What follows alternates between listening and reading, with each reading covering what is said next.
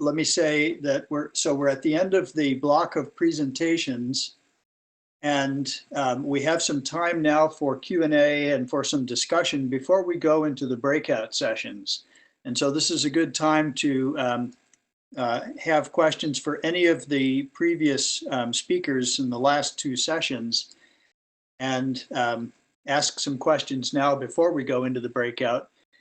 And then after a little bit of discussion here, we'll have a break, and then we'll come back at 3:30 to this WebEx site where we'll do a little introduction to the breakout sessions, and then we will take a few minutes to switch over to Microsoft Teams for the breakout sessions.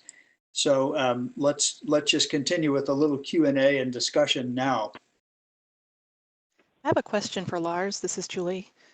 So you mentioned in your last slide that you needed large enough samples to perform multiple measurements. And I'm curious, obviously I'm sure the sample size depends on what you're measuring, but can you give kind of a rough order of magnitude of the size of samples just to help? We have some of the sample collection and sample tools folks online, and I think it would be good for them to get an idea of what size samples would ideally facilitate the types of analyses you want to do. Yeah, sure. That's pretty straightforward. And like you said, it's totally dependent on what kind of sample you have. Most of the chronometers that we're interested in are lithophile elements. And so it largely depends on two things: what the abundances are. And in the Apollo collection, that really means how much creep is there. And the other thing is, what is the modal mineralogy? So for the worst case scenario, like a ferroanorthosite that has 95 or 97% plagioclase, the limiting material is going to be the pyroxene. And so we need to obtain enough pyroxene, or if it has olivine, so that we can define a second point on the isochron. And if it's a typical fan, that's going to be on the order of 5-7 grams. And that's a worst case scenario. But typically when we go to CAPTEM, we get 0.5 gram. Okay, great. That's really helpful. Thank you. Just for comparison, Lars made me think of some of the most heavily used and allocated samples in the Lunar, in the Apollo collection, are the more or less pristine ferroanorthosite 60025 and 15415. And I forget what the mass of 60025 is. 15415 is about 270 grams. And it's what Lars said. The more sample mass is better with these. If it's a breccia, you might have a clast in there that can be worked in this same way, but then the clast itself needs to be fairly large. And so, kilogram sized breccias are great because they have clasts potentially of igneous materials that can be worked this way too. And we've heard that we have techniques now for actually looking into the breccias using XCT scanning, for example, to try to locate these things. Yeah, Brad, that's a really good point. I mean, we have analyzed and dated class of ferroanorthosites from breccias, and they've been on the order of 1 or 2 grams. And they've been tough, but they've been doable because they have slightly higher abundances of mafic phases than a typical ferroanorthosite. But yeah, the advantage of the breccias is you get lithologic diversity. The disadvantage is that the samples are often small. And so a sampling strategy needs to balance both. Yeah, don't let me dominate the Q&A here, but Carly may want to speak up on this. Just in thinking about things like the anorthosites, we know and love ferroanorthosites from the Apollo collections, especially 15 and 16.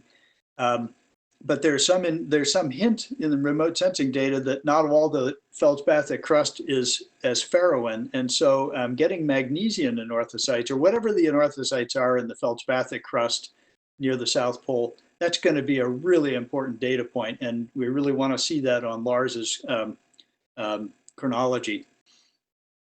Yeah, his I plot. completely agree. However, I was thinking as Lars was talking that a lot of the really nice anorthosites that are seen from remote measurements are what Makiko has been calling the PANS, which is pure anorthosite. In other words, it doesn't have the other mineral that Lars really needs. So that is common throughout the crust and is quite obvious in the remote measurements. So it's a bit of a catch-22. You need some mafic minerals with the plagioclase in order to date them, but a lot of what we see remotely doesn't have much at all.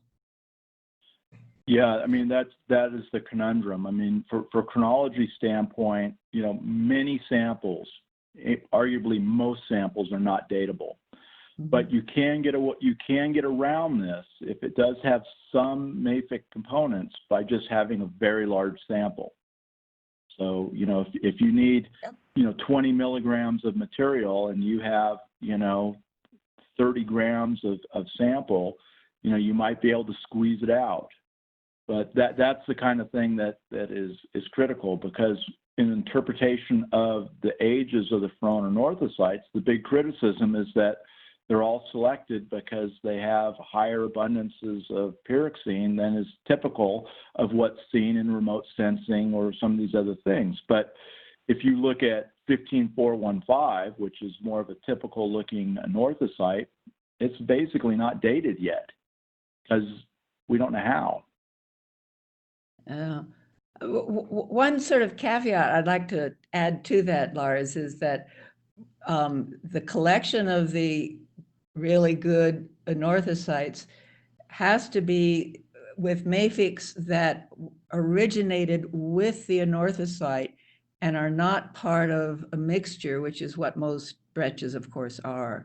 So again, we can see large areas of the mixtures, but identifying some of this material that clearly is indicative of the original crust and not some of the later processes that form the breccias mixtures.